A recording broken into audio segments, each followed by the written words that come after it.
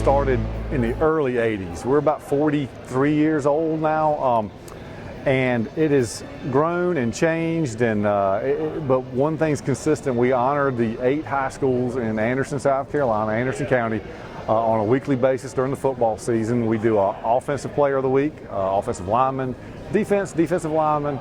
We've added a couple other awards. We do a Coach of the Week, we do a Special Teams, we do a FCA, kind of a Good Citizenship Award for each school, and that's what we think our job is: kind of motivate these kids, and the coaches nominate these guys to us on a weekly basis, and we like honoring them and having the community kind of involved, have all these schools together and keep Anderson County kind of together, connected. The coaches seem to really appreciate this. This Anderson's Touchdown Club has sort of been the example of the rest of them in the state. They look to see what y'all are doing here. Tell me some of the feedback you've gotten from coaches and the players and their families. So it's funny you mentioned that, because just about 2 weeks ago, a club from well, they're not a club yet, but down in the lower part of the state, a gentleman's trying to start a club up, and he found us, and he went through the ones in South Carolina and found us, and he wants to make a trip to Anderson just to kind of meet with us and see what we do.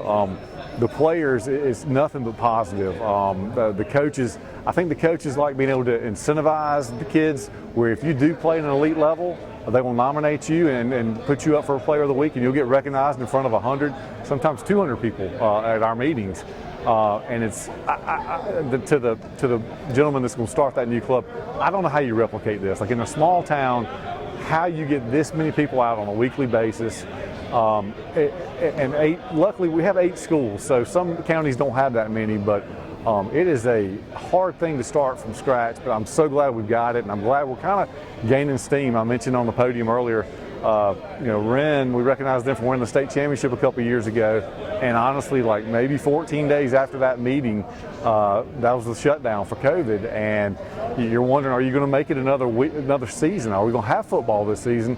Can anybody come to the games? Are we going to have teams that can't play and leave us with no teams to play against? And it was kind of a scary couple of years, and now I feel like we're back, full energy. This crowd today, like, we haven't done a whole lot of publicity, and I think we were probably 10-20% more than we were expecting today. But the players, I think they really enjoy it. We were trying to relate to their level. We kind of have an older club, and sometimes a lot of inside jokes that just we get, and I think we've kind of lowered that now to where it's more focused on the players. We've got some awesome videos that we've had done so these kids can share it on social media, and I think it's nothing but positives. We're glad to do it, glad that we can do it. If somebody is interested that's watching this and wants to come, tell them when the club meets and what they need to do. Okay, so I appreciate that. So our meetings now, we are pretty much permanent here at the Anderson Institute of Technology. If you've not been to this place, it is ridiculous. It is so nice. I think it was a $20 or $30 million project a few years ago, and we get the main ballroom for our use. 11:30 is when the meal line starts. We try to start the program around 12:10, run to 1. We usually have a pretty good speaker lined up, either a local college coach or whoever we can get. The meals are done by the AIT culinary staff. Chef Allen has taken care of our meals on a weekly basis, and we'd love to have you. I get here about 11. A lot of folks are waiting at the door to get in here to get their place, and next week starts our pick'em contest. So if you're a member, we actually give you about 20 games a week to pick, and we award winners on a weekly basis and a year-end basis, and we'd love to have you. I'm going to drop this back in before that, but just say something, just make a sentence that you meet every Friday from Gotcha. Because we missed that part. Gotcha. So we meet every Friday starting now. We meet for 12 consecutive weeks because that's when the season pretty much wraps up and we get to the playoffs. So starting this week is kind of honoring week 0 football, and we meet every single Friday until November 11th is our final meeting. So Friday 11:30, we're here. Okay. Good afternoon, everybody. Welcome to the first meeting of the Touchdown Club is this the 42nd year? Is that right, Bill? Is this 42nd or 3rd? 43rd. Well, good. Our president, Chris Sullivan, come on up.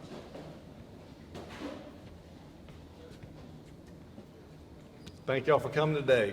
Finally getting back to a normal football season. I think it was a couple years ago we had just recognized Wren as the state champs at our annual meeting, and the next week the school started shutting it down, and for 2 years it has been a struggle. So I'm glad to see all y'all here today. I appreciate y'all coming. Again, I hope we do a good job. If there's something we can do better, let me know. I'd love to make it as good as possible. I do want to go through a couple things. We had a couple new board members. I think only one of them's here. But could I get our board to please stand up real quick where you are? And I want to mention, we've added Morgan Ford over here with Visit Anderson. So our social media, if you're following us on social media, that's the reason why it looks so much better, is because she's had a hand in it. And Terrence Roberts is also on our board, and I don't think he's here today. But give a big hand to our board here for all their work. Also wanted to thank, I think Tom Wilson showed up over here. We appreciate you letting us use your place here. This is a nice spot, and we really appreciate y'all's help with everything. I wanted to mention, I know every year we try to make things a little bit better or do things a little different. We've added a couple awards this year, and I wanted to kind of describe to y'all what they are so you know. You're going to see them on the program throughout the year. The FCA Award, we kind of brought that in mid-season last year. We've decided to make that a permanent award.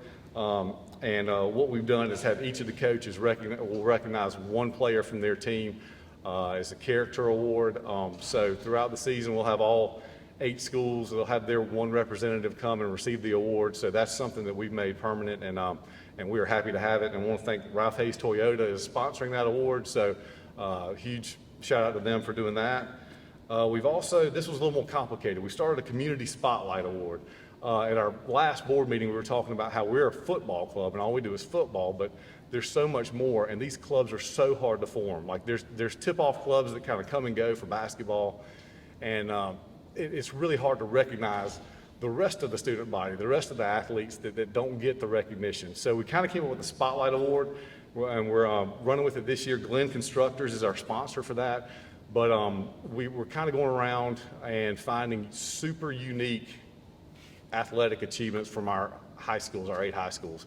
Something like today you can see on the program, we're going to be recognizing the Westside girls basketball back-to-back state champs. That's not normal. That is super rare, and it makes Anderson on the map. It helps put us on the map. So we're looking for those type things. So if you have suggestions for something that's like next level elite that we need to recognize, there's a couple that we're working on that are not in town, but that's going to be something that you'll see hopefully on a weekly basis. And we've started a special teams award. We've never really recognized that. That's going to be for kickers, punt returners, blocked field goals, blocked punts, just extraordinary special teams play. So we're going to be doing that this year. As we have somebody that qualifies for all that, we're going to be recognizing them as well. So I just want to throw all that out there, throw all the little bookkeeping stuff out there. But at this time, I'm going to call on Kevin Selman. So we don't have a pick-on contest today because there's not enough games, but next week we'll start the Gary Harper Memorial Pick-'em contest, and I'm going to go over the rules with you. They're the same as they always been, but usually people always have a few questions. Only Touchdown Club members are eligible to play for prizes and awards. We say that our guests can play, but we don't grade them, so I would just say Touchdown Club members are eligible to play. Any name without an entry will not get recognized. So if you forget to put your name on it, you're just out of luck. All entries must be submitted in the back before you leave. We don't like getting texts with pictures or emails with pictures. We try to avoid that if we can. You have to be present to play. You can't have someone fill it out for you. We check the pick'ems with our attendance back there every week, so try not to do that.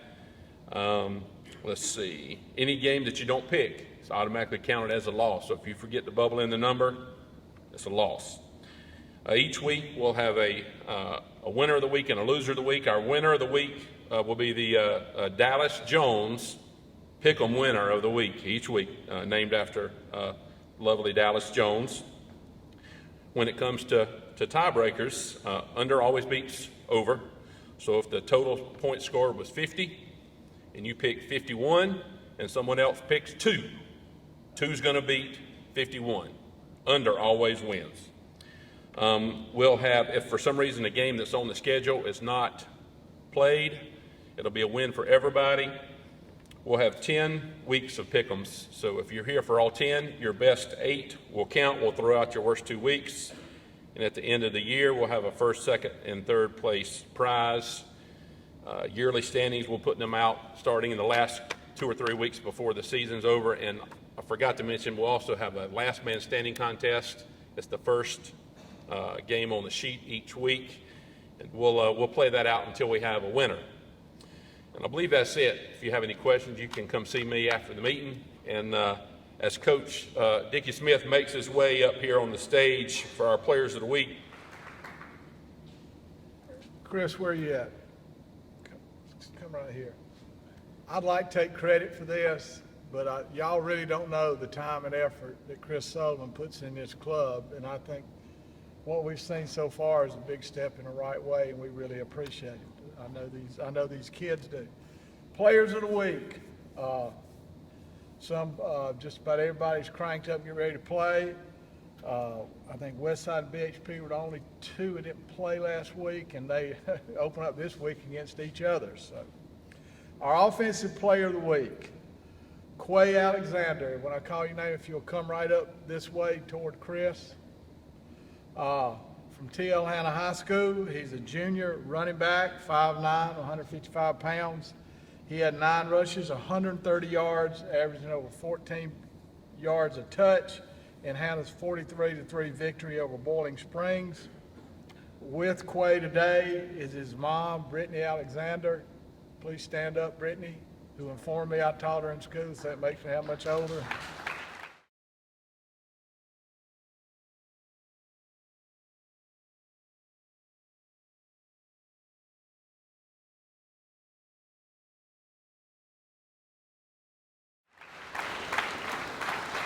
Coach Tone, the head coach from Hannah, is here.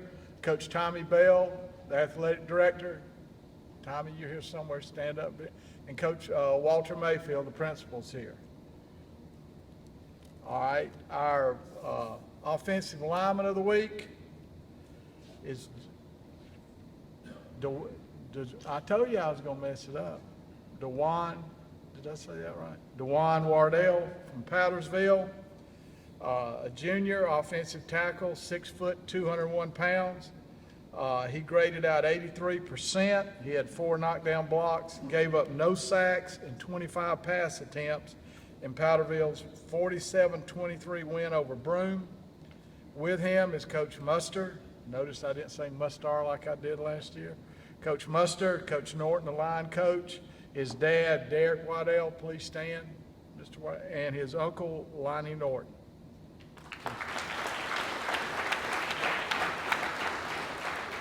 Defensive player of the week is Tanner Heinz from Palmetto High School. He's a senior. He's a safety, 5'11", 180. He had 10 tackles, 2 tackles for a loss, had 1 interception that he returned for a touchdown in Palmetto's 25-14 win over Woodmont. With him today is his mother and father. Please stand. And his head coach, Coach Doug Shaw.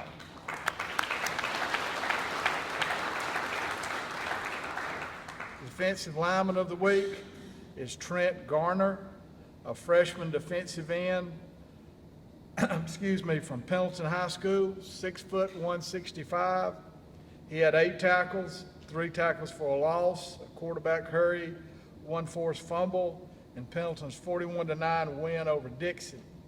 With him today is Coach Howell, his mom, Brittany Garner, please stand. His grandmother, Earlene Rice, please stand.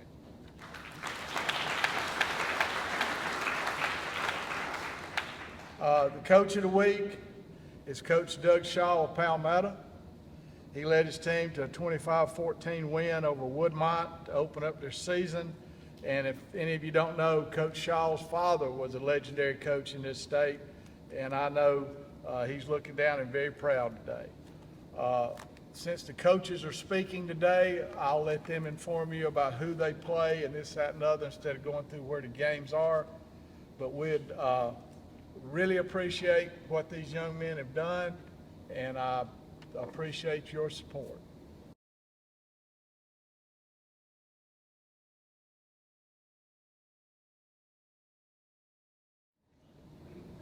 All All right, now for our community spotlight presented by Glenn Contractors. We've got Chris Sutherland. Congratulations, all you players of the week and coach of the week, by the way. Come on up, Chris. All right, so this is our first time doing this, so y'all bear with us. But like I said earlier, we're trying to recognize truly unique parts of our county and accomplishments. So we kind of, let me grab my program real quick. Okay, so it wasn't hard to find the first award recipient. When you look around at current achievements, nobody's quite done it like the Westside girls basketball team. They absolutely dominate.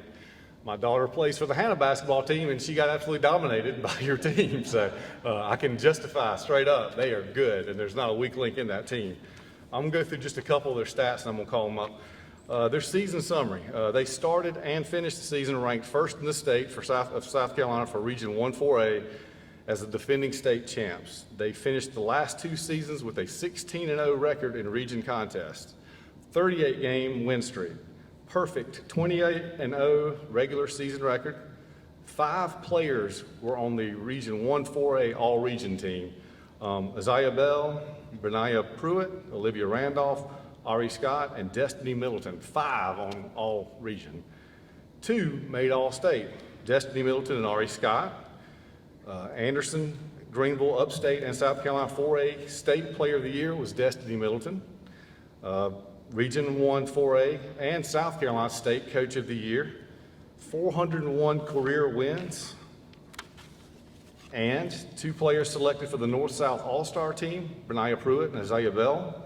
1 player selected for the South Carolina North Carolina All-Star team, Destiny Middleton, and back-to-back state champions in 21 and 22. All right, now the first, congratulations, by the way, to all of you folks. That's great. All right, our first week, we always have our high school coaches as our speakers. Coach Doug Shaw from Palmetto, come on up. Good afternoon. Excuse me. Being from Palmetto, I'm usually not the first one to go because we go alphabetically a lot of times. So I usually get to hear what the other coaches have to say before I come up here. But thank you, Anderson Touchdown Club. This is my 10th year in Anderson County, and what you guys do. I came from Greenville County and have been in a couple other places, but what you guys do as a Touchdown Club for these kids and these high schools is phenomenal. So I can't say enough about it. You know, we look forward to coming each week and you know, spending some time over here with you guys because, again, what you do is fantastic. And I've been to other places, like I say, and this is the best one. This is the best one around. And I know touchdown clubs are a dying thing these days, and but this one's still going strong. So very proud of the fact that we get to be a part of this. So, but tell you a little bit about Palmetto. You know, we started last week, week 0.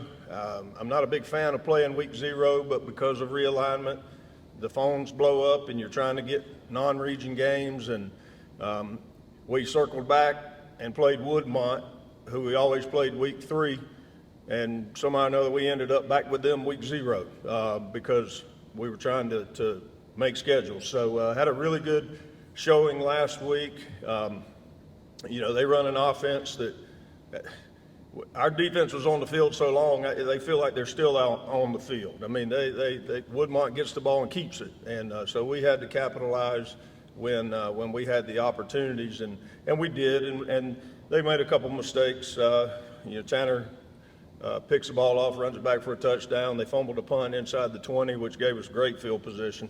So, you know, it was a big win for us. Used to be a really big rivalry long ago. We're trying to get that back.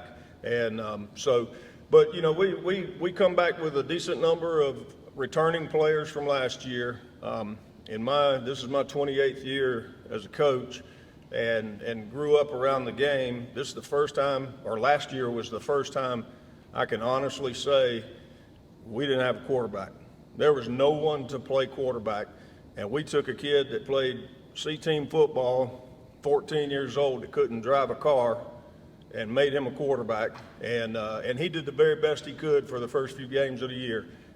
We've since moved him to receiver and defensive back, and he's a starting free safety now as a 10th grader. But we struggled in that position. You know, back in the day, everybody wanted to be the quarterback. Now no one wants to do it. But we have one now. We have a quarterback and return a good number of players. Our running back is a 3-year starter. Got some good receivers. Our offensive line they've been in the program, but a lot of them are in new spots. So defensively, we've added some players, and we look forward to a better season. We went 3-7 and ran into a buzzsaw and the Clinton Red Devils last year in the first week of the playoffs, and they were a mighty team. And so to get this first win last week was a step in in the right direction compared to the way we finished. So we're looking forward to it. We'll play Seneca tonight, who always has a good team, always have a good running back, always have a kicker. So I mean, things that we've prepared for this week. Hopefully, we'll be ready to play. But again, I thank you guys and all these other schools. Anderson County is a great place to be. So again, thank you. And if you ever want to come out to a game, just give me a holler. Thank you. Good luck, Coach, and apologize for this alphabetical order, but we got Dickie to put these in alphabetical order, and that's what happened. Okay, Pilden High School, Grayson Howell. All right, good afternoon. I appreciate y'all having us over. I want to recognize the guys that I've got with us. Y'all have already seen Trent. I've also got senior running back and strong safety Jaquan Dawson with us. And then starting offensive tackle Carlito Jones with us as well, who's also a senior. Y'all stand up real quick. How about that? How better?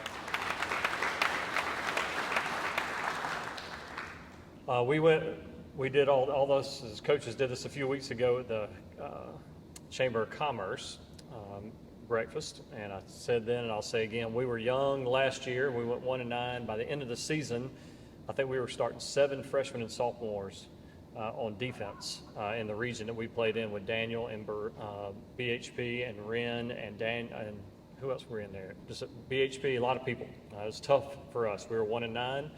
And I told people that morning a couple of weeks ago, the good news is we're young again. We started a senior last week on defense, actually 2, Jaquan and Jamal Lomax, our 2 corners, started on defense last week as seniors. And then we started 2 seniors on offense, and that was it. And so we are very, very young. We have a new starter at quarterback, junior Luke Gray. And he started 1 game last year at quarterback for us in a varsity game against Palmetto, as a matter of fact, when Doug was changing quarterbacks and found the one that he was going to start for the rest of the year. And so we've got a lot of young guys. We started 3 freshmen last week against Dixie. We started a freshman at safety, a freshman at defensive end, Trent, who's up here a little while ago, and then our kicker last week was a freshman. He made all 3 of his extra points, so we're excited about that. Since then, we've had another kicker come out, so that kid's going back down to JV. But we're excited about what we're building over there. We're excited about our culture and who we're becoming as just a program. That's the thing I'm most excited about. We've got our community excited about what's going on over there. Feel like we've got a lot of support and are moving things in the right direction. And so we're looking forward to seeing where that goes. We have 60 kids in our program that were a part of our program last year. Upperclassmen, 10th, 11th, and 12th graders. I don't know if you look, but on Jaquan and Carlito, both of them have patches on their jerseys that have 4 stars on them. And we recognize every kid in our program who is a 10th grader or above who has a 3.0 or a 4.0 GPA. And 50 of the 60 kids in our program who are 10th, 11th, and 12th graders have that patch on their jersey who are playing for us. So we're excited about that. And I think that speaks volumes to who our kids are and us placing our priorities in the right spot. So we played last week, played Dixie, and got off to a good start. We won 41-9. It was 6-6 at the end of the first quarter, and a little worried about how that was going to go, but we figured out a way to get a few stops and then figured out a way to get the ball in the end zone. So that was an exciting start for us. Different for us this week, we have to go on the road. Instead of being at home, we'll travel to East Side. So it'll be the first opportunity to see how we handle having to travel a little bit and how that goes. So we're excited about the season. Again, we're excited about what we're building and who we are becoming, not just as football players, but as young men. I love my staff and the guys that I get to go to work with every day. I think that makes it that makes our job even more enjoyable. So come to Pendleton, watch us play. We'll be back on September the 16th at home, or you can come watch us play at Powdersville in a couple of weeks on the 9th of September. So thank you for what you do. Appreciate y'all having us. Can you imagine what they're going to be like when those ninth graders are seniors? They ought to really be something then. All right, Powdersville coach, Robert Mustard. Appreciate you guys having us out here as always. I just want to echo what the previous two coaches said. This club is pretty special. And for as many years as it's been going on, longevity, it means something. It means something to me. Means something to all these coaches I know. But these players, just seeing that they're getting recognized for doing stuff that other kids aren't able to do, or maybe they're not willing to do, I think goes a long ways. I'm going to be very brief in our little Cliff Notes version of Powdersville High School. You know, we had a good season last year. That was last season. And I felt we were able to recap of that season. We were able to be disciplined, which we can't control, and then injuries, which we can't control. And the injury bug kind of hit us late. We're going to try to stay clear of that this year. As of right now, we're good to go. We went to Broome High School last week. We were fortunate enough to be able to come out there with a win. Our kids, I think, played great ball for week 0. However, there's a lot to clean up. Tonight, we traveled to Abbeville. We've never been there before. I know that's a different monster. Okay, so some people are thinking, why'd you schedule them? All right, here's why. Because we want to know we've been tested by the time we get to our region. We want to know that we've seen who are the best teams we can put on the schedule. And I don't know, whoever the AD is, who happens to be me, might want to be fired, because we scheduled Broome, who's always a good matchup for us. We got Abbeville this week. Next week we go to Malden. Pendleton comes over to us the following week, and then we have Hillcrest before we get into region play. But if we've got the bodies to put on the field by the time region gets here, we'll put them on the field. Super proud of our kids, man. And I know everybody, every coach in here feels this way about their kids, but our kids are special. Our kids are coachable, all right? And they do what you ask them to do. And if you've got that and some talent to go along with it, that's a recipe usually for success. And, you know, a lot of people know about our star running back / DB, Thomas Williams. Phenomenal athlete. Okay, we're going to enjoy him for one more year. You've got Jalen Rambert, who's got 10 or 11 offers. By the way, Thomas is a commit to Virginia Tech. Jalen Rambert, inside linebacker, plays running back some. A lot of people know about him. Drake Sloan had a phenomenal year last year. He's back. He's a kid last week that had 7 receptions, 100 yards, 3 touchdowns. And then Eli Hudgens, our quarterback, gets a ton of attention. But sitting at that table right there, the 3 guys who don't get a whole lot of attention, Dwan Wardell, who's a junior, who was the offensive lineman of the week this week, did a great job in his first ever varsity start and kind of set the tone for us up front. You got Coleman and Cooper Butler, 2 kids who play some on offense or defense, but they're on just about every single special teams. And just the unselfishness of these kids that we're blessed to have, you know, it's truly a pleasure having them. But like I said, we go to Abbeville. I can tell you a little bit about them. Y'all probably know more about them than I do. Our first time playing them. They are big, they're fast, they're physical. I look at them on defense. You got 10 to 11 hats getting to the ball every play, and they swarm. The first article on Saturday morning that I read about how the game go from some local paper down in Abbeville was talking about a kid at McCormick with a strained neck. That doesn't give you warm and fuzzy feelings, okay? But our kids, if they come out and they play like they're capable of, we'll be okay. If they don't, it'll be a long night. So you 3 send a message tonight. Let's make sure it's a good night, okay? Once again, I know you've got several other coaches getting up here. So thankful for this club. Coaches, every one of you, I appreciate every one of y'all. This is rare. You know, this is a business. Let's be honest. Sometimes you get some egos in here, and I don't feel like you got that in Henderson County. I think you've got guys who have a genuine love and passion to work with kids. And the last thing I want to say, because he's sitting out here in front of me, Coach Jack King. All right, and I think I've done this before, but I'm going to do it again because he's sitting here taking Coach Tate's spot. That man's very special to me. He's a guy that gave me an opportunity when I was high school, and he's a legend in the Wren High School community, and I appreciate it, and I love you, Coach. Thank you. How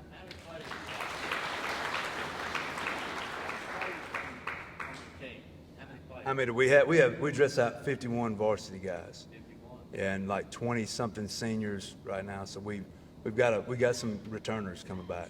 All right, let's get Tijuana High Coach Jason Tone up now. Good afternoon. I just want to thank Chris and the Touchdown Club again for putting this event on, every year. This is my 6th year in Anderson County, and it's continuing to grow. It's a beautiful facility that Mr. Wilson's put in and was able for us to be a part of. It's just unbelievable that these kids can be recognized in something like this. Tijuana, we graduated 41 seniors last year and have 23 seniors this year. I don't want to say we're young, but we're inexperienced. We've graduated our top 7 defensive linemen, and we only play 3 at a time. We've graduated, when we played last Friday night, 2.5 guys on offense had ever played a Friday night game. And when I say half, one of them was a rotator. So we had 2 starters and a rotator that played. But we really do like where our team is at. We have 172 guys in the program, 60 freshmen. So we've got a lot of players out there and that are wanting to be a part of our program. It's one of those things that as a coach, last year a lot of the coaches that came up here was like, we're really young, and I couldn't say that last year. But this year I don't want to say we're young because we have a lot of seniors and juniors that are playing. They just don't have a lot of Friday night experience. So last week in week 0 when we played Boiling Springs, I really didn't know what we were going to have. They came out, played lights out. I didn't realize we gave a field goal up. Kevin Selman said we gave a field goal. It was 43-0, but they played extremely well. Swarmed the football defensively, offensively. We did a good job executing with no turnovers. So it's really a blessing to see those guys grow up. And I can tell you about our program and our team is they're not going to be the same now as they are in week 10 because they're so young, so inexperienced, and things like that. The sky's the limits for them. I tell our kids all the time that our potential's here, but we're right here, and our job as coaches and players is to close that gap. And they're working extremely hard. We started a new program called Tip of the Stinger. And that's for anybody in our program that didn't miss anything from January all the way through summer, didn't have ISS, OSS, didn't have any FAs, and had a B average. And we had 32 guys that were Tip of the Stinger for the first year that we've done it, which is really good for our program. I expect that number to increase. But we want to make sure that we focus on the academic side of it as well. That's why we started that program at Tijuana. We played Bowling Springs last week. This week we've got Greenville High, so it'll be a dichotomy of teams. We like to run the football. They like to throw the football. So it's going to be a great matchup. I'm extremely excited for tonight and to see guys like Quay Alexander and the running backs perform. And I'm also excited to see our defense and see how they handle the pass. Bowling Springs was a running team just like we are. So it'll be interesting to see how we handle that. After that, we have Westside. We play Westside early, and then after that we go to Wren, and then we go to Greenwood, and then we go to Lawrence. So we got 4 after we play Westside at home. We go 4 weeks in a row on the road, our regions. Then Malden, Man, Hillcrest, and Woodmont, and we finally get an open week 10. So we'll play 10 straight games, get an open week right before the playoffs. I'm extremely proud to be the head coach at Hannah, extremely excited about what these guys can do. I have 2 senior offensive linemen back there, Jackson Farrar and Cole Thomas, that joined us. And just thankful for this opportunity and this season. I appreciate it, and God bless. All right, speaking of playing West Side early, we've got Coach Scott Early from West Side. Come on up. Always good to be back here. I'd like to reiterate the gratitude and appreciation for not only Touchdown Club, this wonderful facility, and District 5 providing it for us. As we talk about this year and how the Rams are going to be, I brought 3 of our guys with me. Jeremy Brown, left tackle. He's a senior. Hunter Puckett, senior, 4-year starter at tailback, and Cutter Woods, quarterback. Thank you, guys. It's kind of like in church when I start talking. All those guys play offense, so I mean we're going to be very entertaining to watch. If you like points, from both teams, you'll want to come to our game, probably more so than anybody else's. You know, they say defense wins championships and offense sells tickets, so we should have a sellout crowd tonight at West Side. But we're in year 9, and we've established a program and a routine and a chemistry and a culture and a way of doing things, and things go really, really smooth at West Side. We've got really, really good players and good people surrounding our program. We have a new AD in Jeremy West, who's following Raven Teague, which is big shoes to fill. So, you know, with all that being said, we're at a really good place. It's really exciting to get back to playing the game. You know, we've played a lot of games that don't matter. We've worked very hard in off season and in the spring. And tonight we're looking forward to hosting BHP at West Side and having a festive occasion and hopefully entertaining to all that attend. Thank you. Now, our Crescent coach, Sheldon Evans. Yeah, I want to thank also the Touchdown Club for what you guys do. I appreciate it, allowing us this opportunity to come every week. Heck, I'm not real sure what I need to talk about. My wife's been back here telling me what I what I can say and what I can't say, but she's giving me the death stare. But yeah, so we lost last week. We lost a close one to Pickens, 28-31.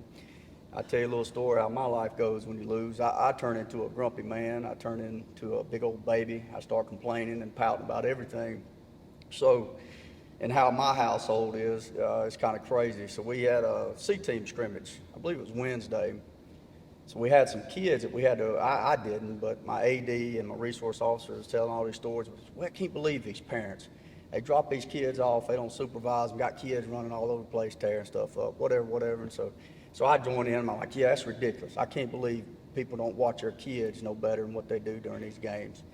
So I come in school today, and these resource officers like, hey, Coach, I need to talk to you for a second. I said, oh, God, what in the world's one of my players done? Something's going on. I start panicking.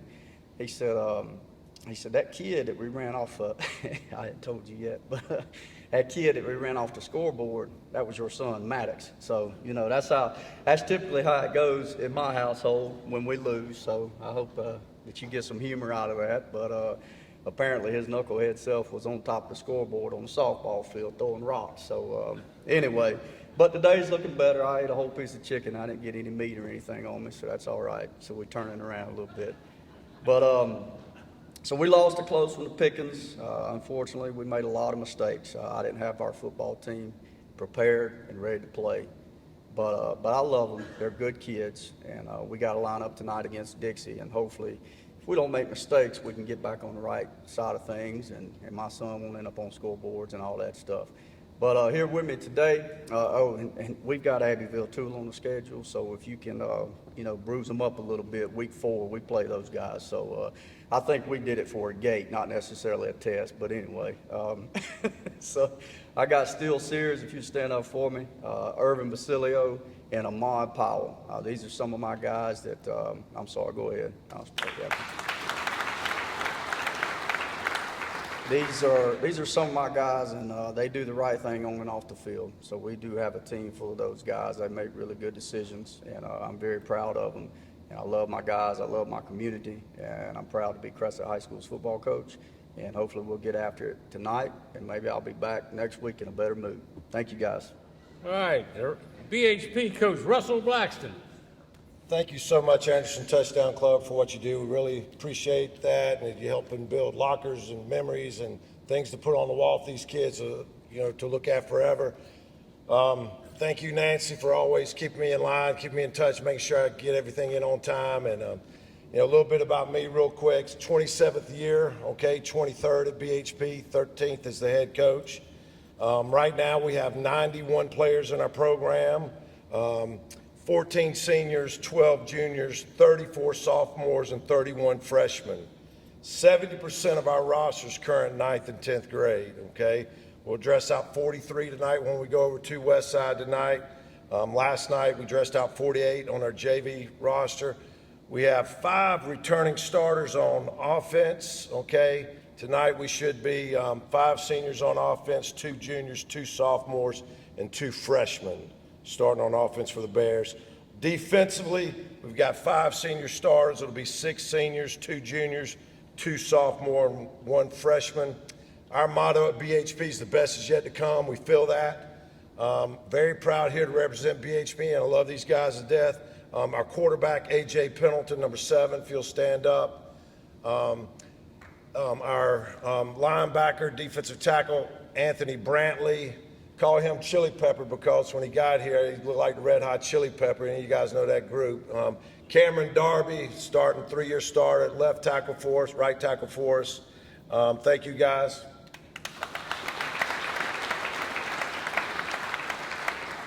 At BHP, we still believe in running the football. That's not going to change, okay? We still believe in that. AJ does an outstanding job commanding our offense and very athletic in the things that he's able to do with the football in his hands. He's a good leader.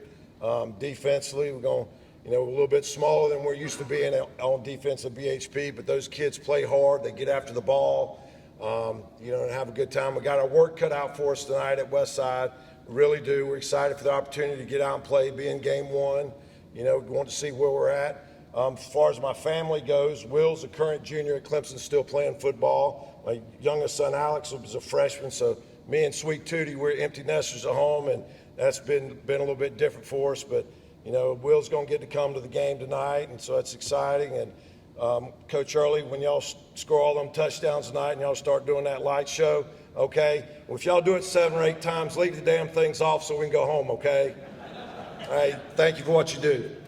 All right, Coach Tate's on his way to Georgia for their game tonight, and so filling in for him, Coach Jack King, old teammate of mine from Clemson. Yeah, that is fantastic. I can't say enough about that. I think George got the P's mixed up with the A's. He can't see as well, and he thought there was another mark there, so he was calling up all the P's first. So anyway, all right. I want to talk to you a little bit about Coach Tate's team. They're going to Jefferson, Georgia. It's not Jefferson County. It's down just past Commerce, the next exit past Commerce. And I didn't know much about it. And then come to find out, he showed me a little bit on the film. They got a player who's top 100 in the top 100 in the nation. He's 6'2", 220, runs a 10.600. And last week, he rushed for 265 yards and played defense and had 18 tackles. I think that there's a lot of schools after this boy. And so we got to play against him tonight. And hopefully we can grab a leg or something and get him down. So they're going down there. They're opening up with Jefferson, Seneca, Hannah, Burns, and Hillcrest. And if they could survive and have few injuries and get better, maybe they got a chance when they get to the conference. But they've got a tough road. And Coach Tate is such a positive thinking guy, and so he doesn't mind playing, tough people, and he'll do that. So I'm hoping that they're going to improve. And I wanted to say this, Russell, I got a grandson playing on Belton Middle School team, and I got a grandson playing JV ball for Wren. So I'm going to be going around and checking things out. Their team, Wren's team, is made up of basically a good group of kids. They lost a few kids, but their strength, I think, is their offensive line. They've got Carson Powell at center at 260, Robert Harkness at left tackle at 260, and Lonnie Blassingame at right guard at 360, and Jake Norris at left guard is 270. So they got some big men up front in their first group, and they're pretty good. The right tackle is their smallest one. He's 215, but he may be the best athlete. So he probably on a lot of teams would be a tight end, but he's a good player too. They got Caton Hutto and Mitchell Guerrero and Braden Binnicker at wide receiver. And our quarterback, one of the things about the quarterback, he's a true freshman. and he's learning, and sometimes he's learning the hard way. He's got to be sure that he throws to the right color jersey, and that's a problem sometimes with the young ones. At linebacker, they got Adam Holton. At defensive tackle, they've got a big sophomore, Cam Sanders. And at corner, they have Tyler Morgan. Now, one player that they've got that I had mentioned is Trayvon West. He's a defensive back. He's also the best athlete probably on the team, and runs kicks and so forth. He's going to Indiana next year. He's already been offered. He's accepted a scholarship to Indiana. But let me tell you about this kid. When they voted for captain this year, he got the vote of every player on the team. That tells you what kind of leader he is. He's a leader, and that's a real compliment to him. Jeff is, as you know, is a very positive guy, and he doesn't mind playing tough, and he'll try to motivate them and get them going. And I think that's something that helps him. Sometimes I feel like I wasn't that way. My thing is, as a coach, I ran scared. I was scared I was going to lose, so we played hard, keep them losing.